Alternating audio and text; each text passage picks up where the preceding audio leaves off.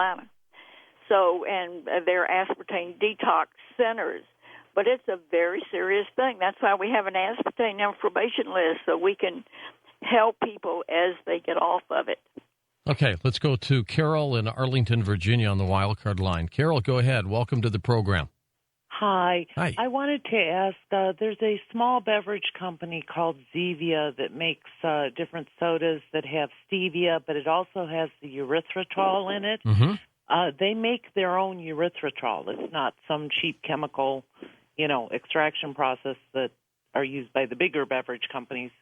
But I was wondering if that's a safe substitute if you do like an occasional cola. Well, it's the erythritol, according to Arthur Evangelista, who's a former FDA investigator that's in the movie Sweet Misery of Poison World. He left the FDA because of corruption.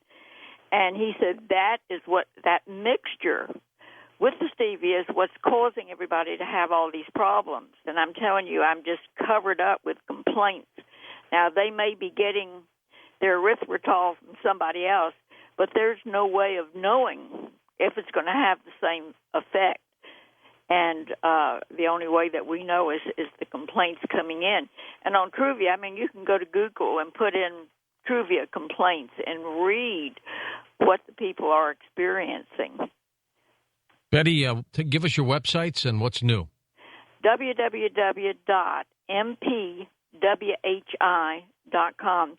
And I would like to make one other comment. A lot of people know about Diane Fleming. Her husband was an athlete, and he was said to have methanol poisoning. And so they convicted his wife and put her in prison for 30 and 20 years, even though she'd taken 3 lie detector tests.